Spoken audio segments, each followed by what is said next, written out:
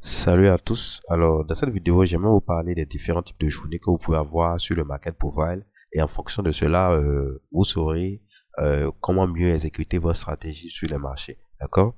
Alors, euh, la première forme ou le premier type de journée que vous pouvez avoir, c'est une journée où vous avez une forme qui ressemble à ceci, une cloche. D'accord? Quand vous avez ça, c'est une journée en balance, c'est une journée en range généralement et qu'il n'y a pas assez de volatilité même. D'accord? Et donc, euh, l'intérêt, c'est de vous chercher à trader les plus hauts et les plus bas. Parce que si vous essayez de trader le milieu, c'est-à-dire le POC par exemple, il se peut que le marché aille à la hausse ou à la baisse à tout moment. Donc, pour avoir plus de probabilité de réussite, c'est souvent conseillé de trader les plus bas et les plus hauts. En gros, comme les supply et les demandes, les zones d'offre et de demande, en fait. D'accord? Donc, ça, c'est la première forme, c'est le premier type de journée que vous pouvez avoir sur le market profile. Et le deuxième type de journée que vous pouvez avoir, c'est une journée qui ressemble plus à ceci, euh, avec une courbe plus ou moins qui ressemble à ça. D'accord? C'est une journée qui vous montre une tendance claire, d'accord, sur le marché. Et c'est un exemple que vous avez ici, d'accord? C'est un exemple clair que vous avez ici, où vous avez une direction claire. Vous voyez que par exemple ici, vous avez l'ouverture et la clôture. Donc toute la journée, le marché a baissé de cette journée-là. Ça, c'est la première, c'est la deuxième forme que vous pouvez avoir. C'est le deuxième type de journée que vous pouvez avoir. D'accord? Vous avez ensuite, une troisième forme qui ressemble à un B minuscule, comme ceci. D'accord? Quand vous avez ça, c'est en gros une domination totale des vendeurs. D'accord? Dès l'ouverture se serait créée peut-être en haut là. Et donc, les vendeurs essaient de continuer à pousser le prix. Et donc, ça crée une nouvelle zone de valeur ici. D'accord?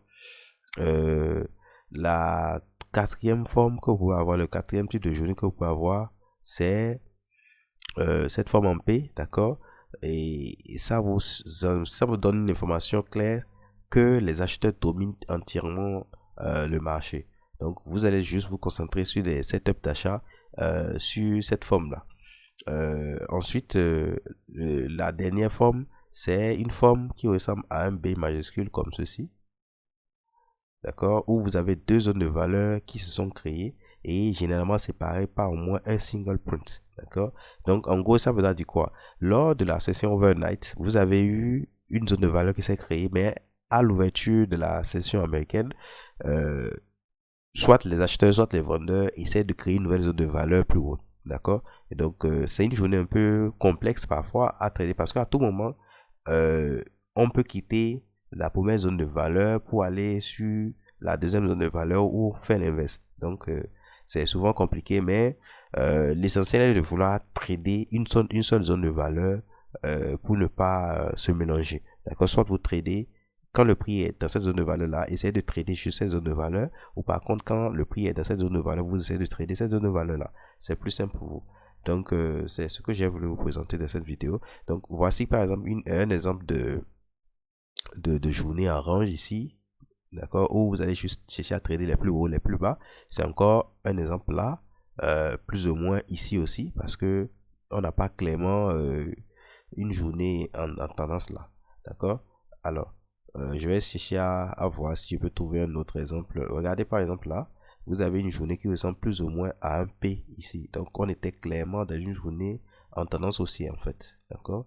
Euh, c'est un exemple. Je vais chercher à voir si je peux trouver une journée en double distribution pour vous montrer. D'accord? Ceci ressemble plus ou moins à cela, ce que je veux. Nous avons l'ouverture qui s'est créée là. D'accord? On a créé une première zone de valeur lors de la session overnight, c'est-à-dire dans la nuit. Et ensuite, on a créé une deuxième zone de valeur après l'ouverture de la session américaine en ayant trois single points ici. D'accord? Ça nous montre clairement la structure de la double distribution. Et donc, c'est un peu ça.